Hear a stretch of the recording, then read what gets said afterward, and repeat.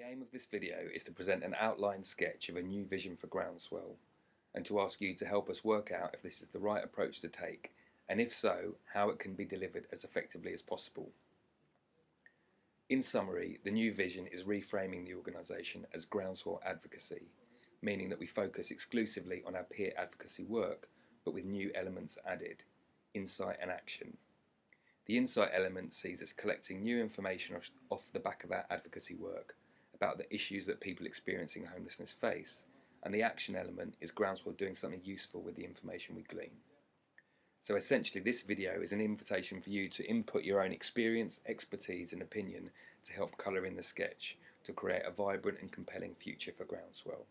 This invitation is going out to volunteers past and present, staff, board members and some of our partners and funders. Following the video, there will be a series of questions from Ben Metz, who is leading this process.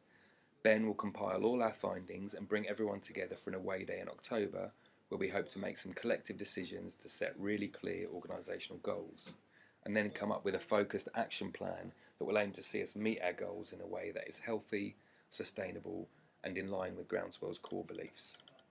For this video, I want to explain how we came to create our own advocacy approach, then hopefully make it clear what I mean by the term Groundswell advocacy in more detail, and end by outlining some possibilities for how the work could develop in the future. Groundswell's mission has always been to involve homeless people in solutions to homelessness. We were created in the mid-1990s with a backdrop of a dramatic increase in the number of people who became homeless, and services which were often inconsistent, unstandardised and paternalistic.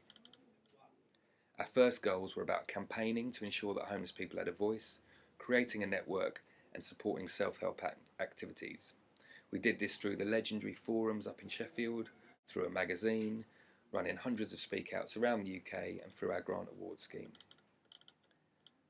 Then, by 2002, we had the Homelessness Act, Supporting People Funding Stream and the Rough Sleepers Unit. These initiatives together saw steady improvements to services, a decrease in homelessness and greater opportunities for homeless people to have influence on services and policy.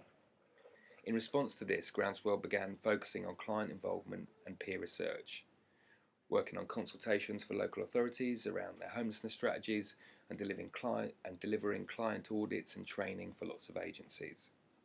Through delivering this work, I think we learnt a lot about what worked in tackling homelessness. This included how important yet neglected the area of health was to people experiencing homelessness, and how that by engaging with people about their health is an effective way to start building trusting relationships, often the key starting point for people making positive changes in their lives. We also learned that volunteering could be one of the most important factors in moving on from homelessness, and that an extensive support package was key to making volunteering successful. All of this learning led us to develop our homeless health peer advocacy work, known as HHPA. The main elements of HHPA are that it offers one-to-one support to people experiencing homelessness to make and attend health appointments. This is delivered by peer advocates, mostly as volunteers. This support is mainly practical, things such as paying travel fares and accompaniment to appointments, but it's also about building clients' skills and confidence to continue to access services as independently as possible. HHPA started in 2010 in Westminster. That year we worked with 50 clients on physical health issues. Since then we've now expanded into 7 London boroughs and will deliver 1,500 engagements this year with 16 different funding streams. And we've achieved a remarkable 86% attendance rate for our clients.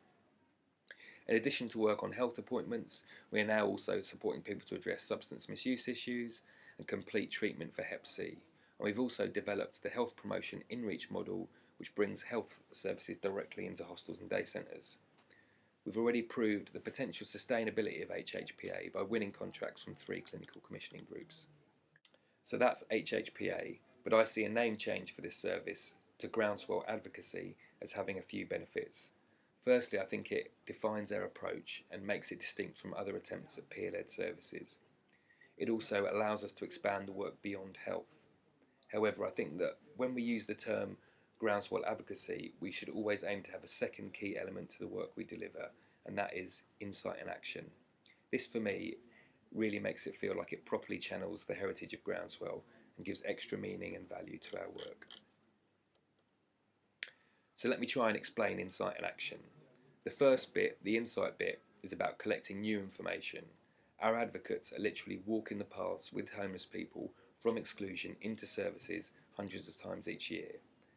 If we can develop ways to adapt our research, then we can systematically collect and collate all the knowledge gained about where the gaps and obstacles are that homeless people face and how to overcome them.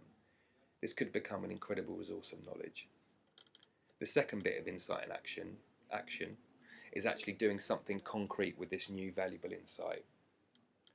So, who has the most to gain from any insight we discover? I think it's people who are currently experiencing homelessness. So a new vision of the organisation would involve us finding ways to make our information as accessible as possible, getting it out to people who could really use it. Exactly how we do this is up for grabs. Another part of the action bit of insight and action would be campaigning, ensuring that the insight we gain is also utilised to improve service delivery and inform policy. So Groundswell advocacy is about focusing on our one-to-one peer support as our primary activity, but with built-in ways to systematically collect new insight as we go along and ensuring positive change happens from this. Personally, I think that all the advocacy work can be won by contracts and commissions, while the insight and action elements should be grant funded. This feels like a balanced and realistic approach to generating the income we need to deliver this work. I believe that this approach has great potential to develop even further, as we build an evidence base of the positive impact that this work has on individuals, on services, and on generating cost savings. So in summary, the outline sketch is that we focus exclusively on our peer advocacy work and add in the insight and action elements to it. You are now invited to share your thoughts on if you think this will work, and if so, how to make it as effective as possible. And hopefully together we can build a vibrant and compelling future for Groundswell. Many thanks for your time and thoughts.